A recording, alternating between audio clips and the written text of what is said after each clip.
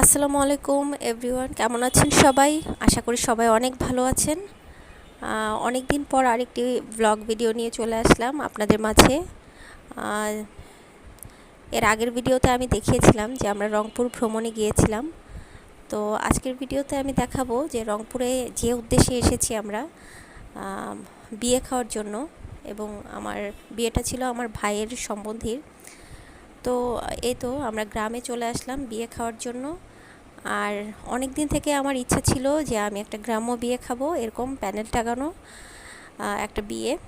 তো এই যে খুব সুন্দরভাবে প্যানেল টাঙিয়ে ডেকোরেশন চলছে, আর আমরাও চলে আসলাম।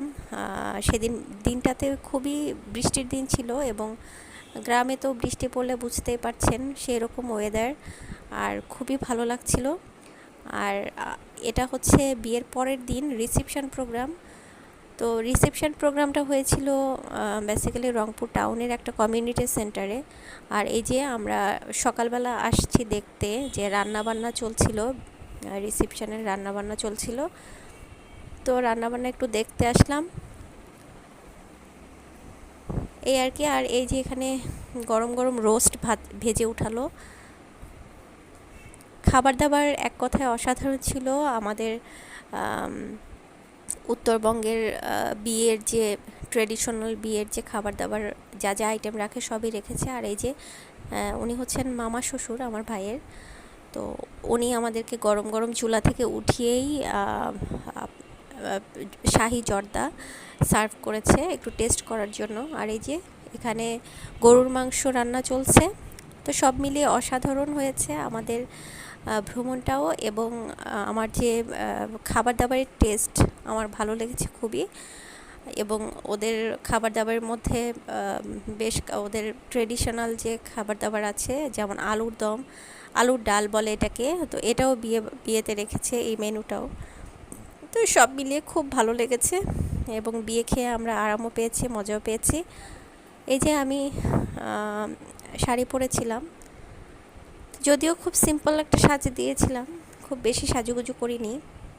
এই যে কমিউনিটি সেন্টারে আস্তে আস্তে সব লোকজনই বসে পড়েছে খাওয়ার জন্য, আমরাও সাথে বসে পড়েছি।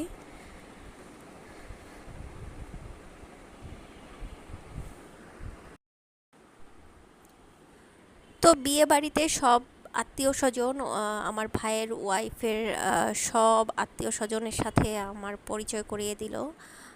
সবার সাথে পরিচিত হলাম, খুবই ভালো লেগেছে। আর এই যে আমি বিয়েবাড়ি থেকে খুব মানে বেশিক্ষণ সময় থাকিনি ওখানে, কমিউনিটি সেন্টার থেকে চলে এসেছিলাম বাসায়। তো বাসায় এসে এই যে আবার এখানে বাসার সামনেই যেহেতু রেল লাইন, ট্রেন যাচ্ছে, ওই ভিডিওটা একটু নিয়ে নিলাম। আমার যখনই ট্রেন যায় তখনই দেখতে খুব ভালো লাগে, এই দৃশ্যটা দেখতে খুবই ভালো লাগে এবং আমি অনেক উপভোগ করি। তো এই তো আমরা রেডি টেডি হয়ে আবার যেহেতু আমরা আগামীকাল চলে যাব, তো রেডি হয়ে আমরা রাতের দিকে রংপুরের খুবই বিখ্যাত একটা water park, Chikli water park, ওখানে ঘুরতে গিয়েছিলাম। এবং এই যে আমরা ওয়াটার পার্কে চলেও এসেছি। আরও বেশ কিছু পার্কে গিয়েছিলাম, তো ওগুলো আমার সবগুলোর নাম ঠিক মনে পড়ছে না এই মুহূর্তে, আর ওগুলার ভিডিও ক্লিপসও আমি নেই নাই। নর্মালি আমাদের ঢাকা শহরে যেরকম অ্যাজ ইউজুয়াল পার্কগুলো থাকে ওরকমই, আহামরি কিছু মনে হয়নি। আর এই চিকলি ওয়াটার পার্কটা আমার কাছে খুবই ভালো লেগেছে ঢুকে, এবং এখানে অনেক বড় একটা ওয়াটার পার্ক, আর এখানে এত বেশি সুন্দর, এত ডেকোরেশন, এত লাইটিংস ছিল,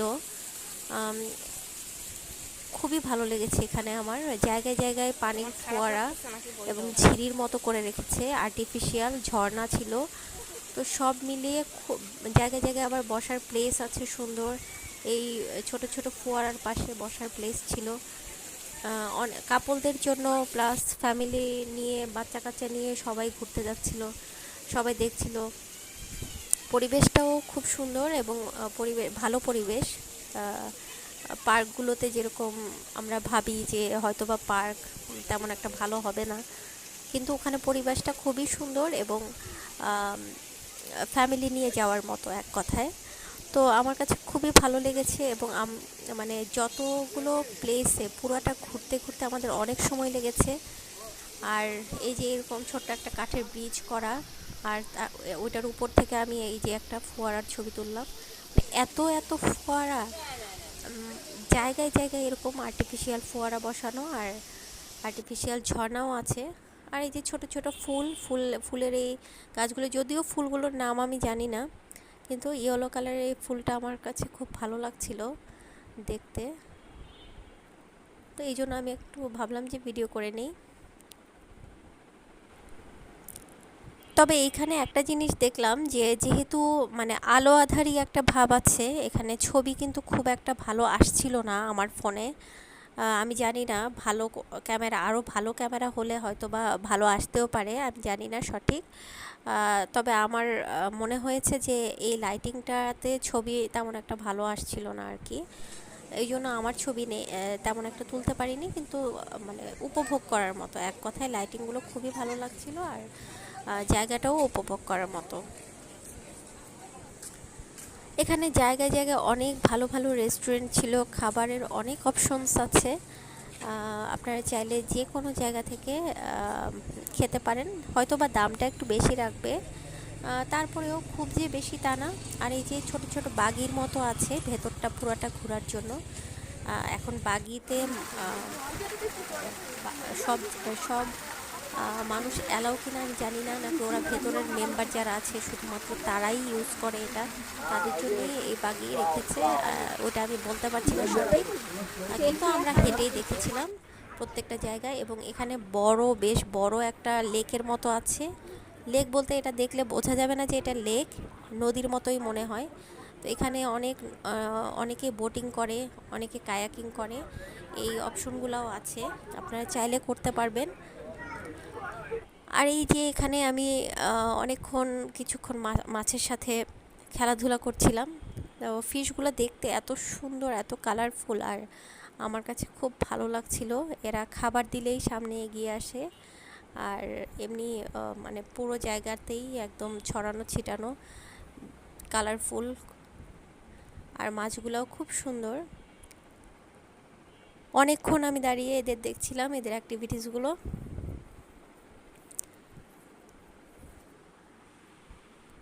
আর এই ফাঁকে একটু বলে নেই, আমার ভিডিওটি যদি ভালো লেগে থাকে তাহলে প্লিজ দয়া করে সাবস্ক্রাইব করবেন, লাইক দিবেন আমার ভিডিওতে, ভালো লাগলে কমেন্টস করবেন, ভুল ত্রুটিও যদি করে থাকি তাহলেও কমেন্টস করবেন।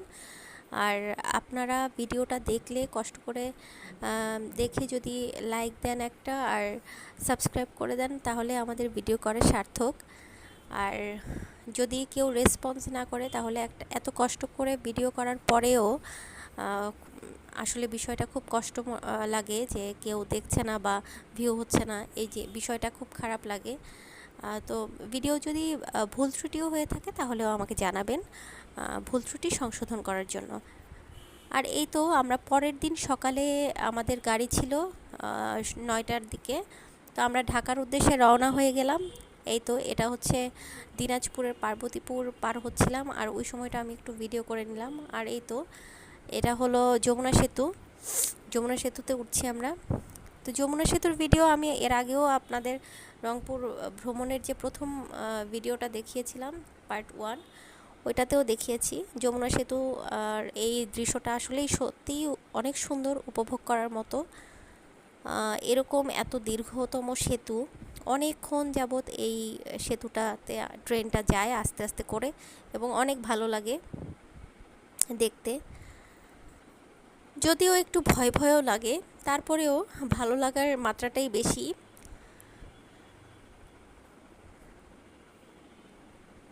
তো এই তো আমাদের রংপুর ভ্রমণের ভিডিও আজকেই আমি শেষ করে দিব, কারণ আমাদের রংপুর ভ্রমণের ভিডিওটা এই পর্যন্তই থাকবে। আর আমরা অনেক এনজয় করেছি, উত্তরবঙ্গেও অনেক সুন্দর সুন্দর প্লেস আছে ঘোরার মতন। আর আমরা যেহেতু মানে স্পেসিফিক কিছু ট্যুরিস্ট স্পটগুলোতেই ঘুরে বেড়াই সব সময়, তো বাংলাদেশে আসলে প্রত্যেকটা জেলাই অনেক সুন্দর, প্রত্যেকটা জায়গাই অনেক সুন্দর। আর ভালো লাগাটা আসলে এক একজনের কাছে এক এক রকম। তো কার কী ভালো লাগছে, সে ভালো লাগাটা, সে চাহিদাটা কে কীভাবে পূরণ করবে বা করতে চায়, সেটা তার উপর ডিপেন্ড করছে। তো এই তো আমরা এখন চলে এসেছি, এটা সম্ভবত যমুনা ইব্রাহিমাবাদ অথবা ইব্রাহিমপুর স্টেশন, যে কোনো একটা হবে। নামটা আমার এক্স্যাক্টলি মনে নেই, যেহেতু ভিডিও ক্লিপসগুলো একদম অনেক আগে করা। আর আপনারা তো জানেনই, আমি যেহেতু জব করে আসলে রেগুলার একদম আপ টু ডেট ভিডিও করা বা ভিডিও দেয়া আপলোড করা আমার পক্ষে পসিবল হয় না। এই ট্রিপটা ছিল আমাদের কোরবানির ঈদের আগের, ঠিক আগ মুহূর্তে 1 সপ্তাহ আগে করা এই ট্রিপটা ছিল। তো ওই সময়ে ভিডিও করে রেখেছি আর আমি এখন দিচ্ছি আপলোড। তো এই জন্য আমার অনেক কিছুই আসলে মানে এক্স্যাক্টলি আমি বলতে পারছি না, অনেক কিছু মনেও নেই। তবে হ্যাঁ, খরচটা সম্পর্কে আমি একটু বলে দিই। যেহেতু আমরা আত্মীয়ের বাসায় ছিলাম এবং বিয়ের একটা প্ল্যানিংয়ে গিয়েছিলাম, সব মিলিয়ে আমাদের 10,000 টাকার মতো আমার পার পার্সন খরচ পড়েছে। 10,000 টাকার মতো, যেহেতু বিয়ে বাড়িতে খরচ আছে। আর এই যে আমাদের কোরবানির ঈদের গরু, আর এই ঈদের দিনের একটু ক্লিপসও আমি রেখে দিয়েছি। এটা হচ্ছে কোরবানির ঈদের দিন আম্মু অনেক মাংস একসাথে রান্না করে ফেলে, আমাদের বেশিরভাগটুকুই বড় হাঁড়িতে করে রান্না করে ফেলে একবারে, এবং এই মাংসটা পরের দিন যখন ঝুরা ঝুরা হয় আমাদের অনেক মজা লাগে খেতে। তো এই তো, আমার ভিডিও আজকে এই পর্যন্তই। আপনারা সবাই দোয়া করবেন আমার জন্য, এবং আমি যেন বেশি বেশি ভিডিও আপলোড করতে পারি। আমাকে আপনারা কমেন্টস করে ইন্সপায়ার করলে আমি আরও বেশি কষ্ট করব। অনেক ধন্যবাদ সবাইকে। আসসালামু আলাইকুম, সবাই ভালো থাকবেন। আল্লাহ হাফেজ।